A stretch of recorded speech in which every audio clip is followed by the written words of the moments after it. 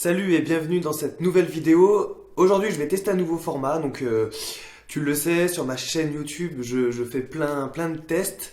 C'est un peu un laboratoire. Et ça fait un moment que je voulais faire ce format-là. C'est un format que je vais appeler la salle instruction. Donc, ça sera des mini-cours en fait que j'aimerais te partager. Tu le sais, j'essaie de partager un maximum de valeur. Autant sur le point de la préparation. Donc que ça soit physique, mais aussi sur le point état d'esprit avec un petit peu de développement personnel.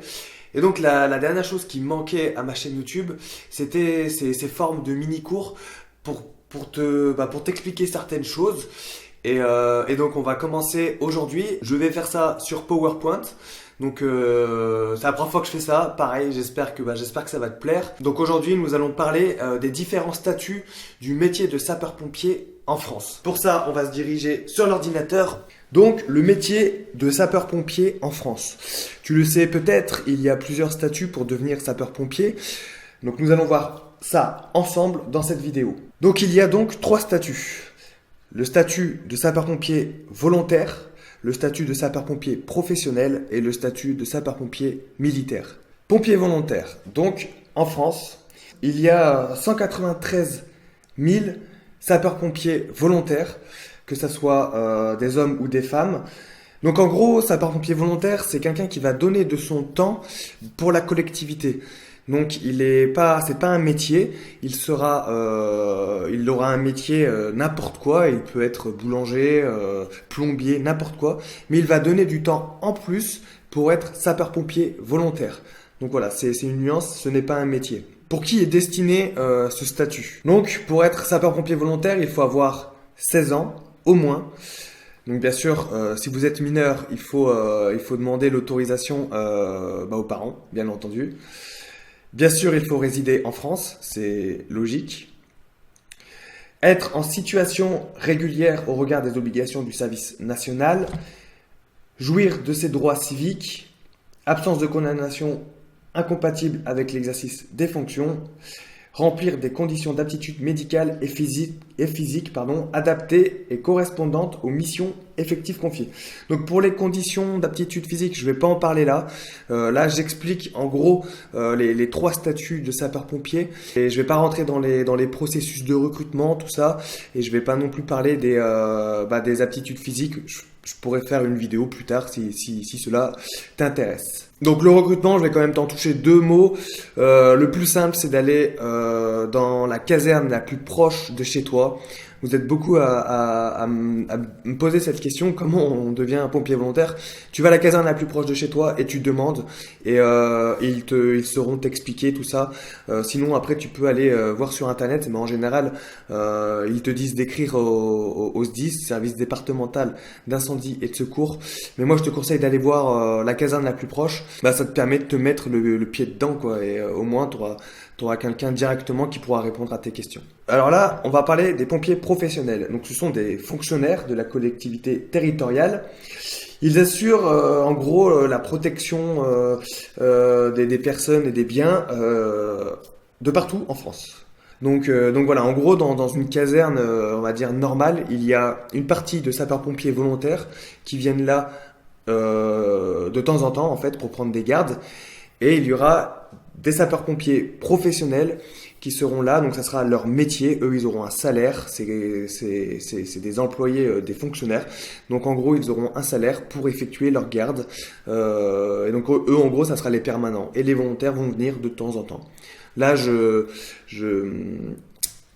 schématise tout ça pour t'expliquer au mieux, mais en gros c'est comme ça que ça se passe. Pompier professionnel, pour qui? Donc il faut avoir, c'est logique, 18 ans. Être français, ça aussi c'est logique, mais sous certaines conditions, il faut être ressortissant européen et bien sûr jouir de ses droits civiques. Être titulaire d'un diplôme de niveau 5, donc c'est le brevet des collèges. Inscription sur la liste d'aptitudes en vue de la recherche d'un poste vacant. Donc comment on fait pour être sur cette liste d'aptitudes? Il suffit de passer le concours de sapeur-pompier professionnel. Il n'y en a pas tout le temps. Le dernier c'était il y a quelques années. Et le prochain, c'est en 2018. Donc du coup, une fois tu as réussi ce concours, tu seras inscrit sur cette liste d'aptitudes et après il va falloir rechercher un poste vacant. C'est là que les choses se compliquent en général. Et bien sûr, après la formation initiale, donc une fois que tu es recruté, tu passes une formation, donc ça y est, après tu es pompier professionnel. À noter, chose importante, il n'y a plus de limite pour passer le concours de sapeur-pompier professionnel. Plus de limite d'âge, je veux dire par là. Donc ça c'est super, n'importe qui peut se présenter au concours, peu importe ton âge, si tu as plus de 18 ans, et ça c'est pas mal pour les plus anciens, et ça c'est que pour les pompiers professionnels. Bien sûr pour les pompiers militaires qu'on verra plus tard, c'est quand même soumis à un certain âge, on verra ça après dans la suite de cette vidéo. Donc le recrutement des sapeurs-pompiers professionnels, comme je te l'ai dit, c'est un concours, donc un concours plutôt difficile. Pareil, on va pas en parler dans cette vidéo. Par contre, j'ai les dates de 2018, donc tu peux mettre pause si tu veux voir, ces dates. Donc je te laisse regarder tout ça. Et donc en gros voilà, c'est comme ça. Bon après il y aura certainement quelques changements et tout dépendra des départements parce que chaque département, tous les départements ne vont pas organiser un concours. Mais en gros les gros, on va dire les grosses structures vont organiser un concours et chacun fera un peu à sa sauce. Mais en gros voici les dates. Donc vas-y check, regarde, prends note. N'hésite pas à mettre pause bien sûr dans la vidéo pour pouvoir noter tout ça. Ensuite on va enchaîner avec les sapeurs-pompiers militaires. Donc nous avons trois institutions militaires, bien sûr la brigade de sapeurs-pompiers de Paris. Donc là en gros c'est les pompiers qui sont à Paris, ce ne sont pas des volontaires, ce ne sont pas des professionnels, ce sont des militaires. J'entends par Paris, Paris donc le 75, le département 75 et la petite couronne, donc les trois départements qui sont autour de Paris, 92, 93, 94. Voilà, ces quatre départements, ce sont des pompiers de Paris. Donc, voilà, un petit topo sur les pompiers de Paris. Ça a été créé par Napoléon en 1811. Donc, il est considéré comme le plus grand corps d'Europe avec 8500 hommes et femmes. Donc, voilà, donc c'est quand même une très grosse institution. Personnellement, je te conseille, si tu veux en faire ton métier, c'est mon avis personnel, de devenir sapeur-pompier volontaire dans un premier temps pour voir un peu si le métier te plaît. Je pense que c'est le meilleur moyen pour mettre le pied dedans, pour découvrir un peu cet univers, voir si ça te plaît réellement. Et après, moi, je te conseille, avant de devenir sapeur-pompier professionnel, bien sûr, ce n'est que mon avis, et c'est d'intégrer les pompiers militaires, que ce soit la brigade ou le bataillon des marins sapeurs-pompiers. C'est mon avis. Certains ne seront pas d'accord, je le sais, mais moi je pense que pour se faire une bonne expérience, passer par là, c'est super. En plus, quand tu passes le concours de sapeur-pompier professionnel, ils aiment bien que tu aies un peu de bagage, un peu d'expérience. Donc du coup, le fait d'avoir été pompier volontaire et sapeur-pompier de Paris ou même au bataillon, ça t'aide. Voilà, je vais pas te le cacher. Donc voilà, pour moi c'est un peu la voie à suivre, la voie logique avant de devenir sapeur-pompier professionnel. Bien sûr, ce n'est que mon avis. Pompier de Paris pour qui? Donc là tu vas voir, c'est un peu plus c'est différent par rapport au concours de sapeur-pompier professionnel. Déjà, il faut être français. Il faut avoir entre 18 et 25 ans. D'accord? Donc, pour être professionnel, dès que tu as plus de 18 ans et tu as plus de 25 ans, tu peux passer le concours de professionnel. Par contre, pour être sapeur-pompier de Paris, il faut avoir entre 18 et 25 ans. Ça, c'est la petite nuance. Donc, si tu as plus de 25 ans, je suis désolé pour toi. Bien sûr, casier judiciaire vierge, très bonne condition physique, être titulaire du permis B et détenir le brevet des collèges à minima. Le bataillon de marins pompiers de Marseille. Donc, pareil, c'est une institution militaire, ça couvre la zone donc de Marseille.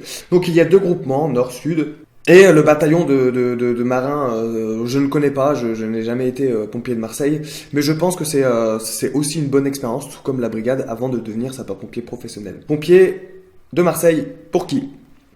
Donc, bien sûr, être de nationalité française, avoir effectué la JDC, donc Journée de défense et de citoyenneté, jouir de ses droits civiques et être de bonne moralité, c'est logique. Savoir nager, savoir nager, c'est pour tout, que ce soit pompier volontaire, pompier militaire ou pompier professionnel, il faut savoir nager, c'est logique. Être âgé de 18 ans à moins de 25 ans, tout comme la brigade de sapeurs-pompiers de Paris. Bien sûr, être titulaire du permis B et avoir au minima le brevet des collèges. Exactement comme les pompiers de Paris. Unité militaire de la sécurité civile. Donc ça, c'est le troisième corps de l'armée où tu peux devenir sapeur-pompier. Donc là, c'est différent. En gros, la sécurité civile, ils interviennent dans des grosses catastrophes, donc que ce soit en France, en Europe ou même partout dans le monde. Donc que ce soit des catastrophes naturelles ou des catastrophes d'ampleur chimique. Donc en gros, les militaires de la sécurité civile vont être formés pour intervenir sur des feux de forêt et toutes les catastrophes qu'il peut y avoir, comme les inondations, les tremblements de terre, tu vois, un peu le délire. C'est vraiment une unité. Ils sont très mobiles en fait, mais pas forcément en France. Ils vont être envoyés, par exemple, dès qu'il y a une tempête à la Martinique, hop, ils vont partir aider nos concitoyens là-bas. Donc c'est différent du métier de sapeur-pompier, on va dire basique, mais je pense que c'est une super expérience. Et là aussi, je pense que cette expérience pour ensuite devenir sapeur-pompier professionnel, je pense que ça peut être un bon atout pour avoir un bon CV, hein, tout simplement. De toute manière, je vais pas te mentir, hein, pour être sapeur-pompier professionnel, il faut un bon CV. Être passé par la sécurité civile, c'est aussi un bon moyen de remplir ce CV. Pour qui? Donc c'est un peu comme la brigade, être de nationalité française, casier judiciaire vierge, avoir 18 ans et moins de 26 ans ici, être titulaire d'un BEPC, donc c'est le brevet des collèges, ou alors d'un BEP ou d'un CAP, peu importe la spécialité.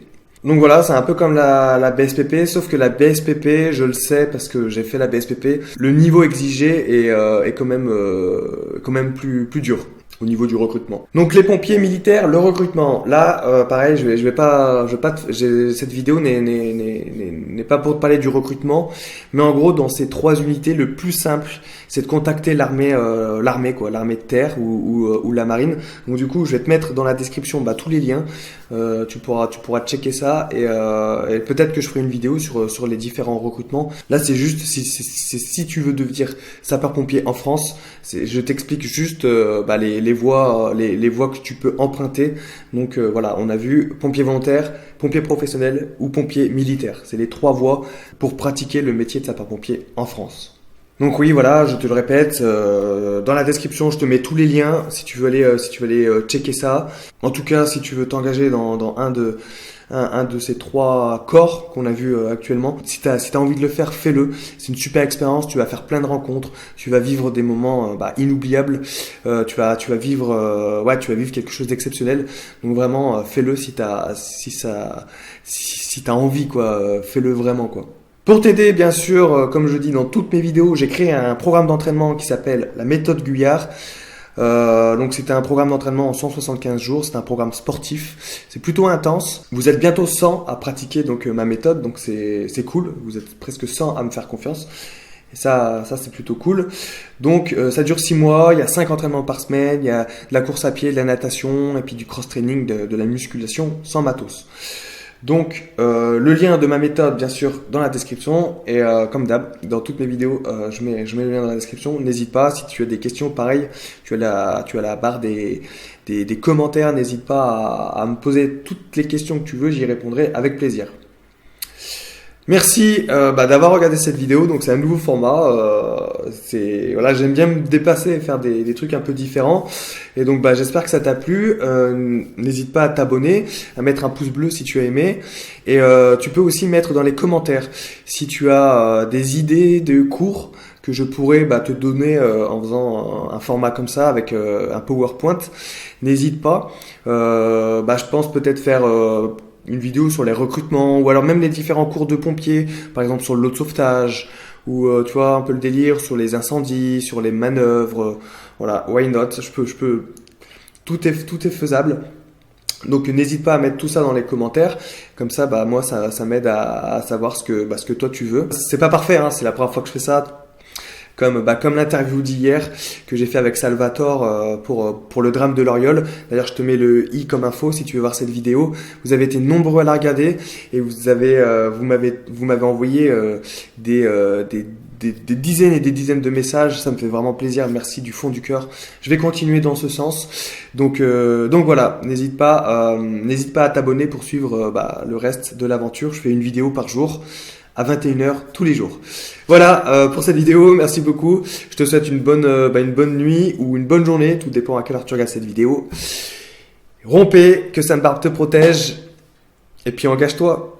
Et puis si tu as des questions, n'hésite pas à me les poser. Ciao!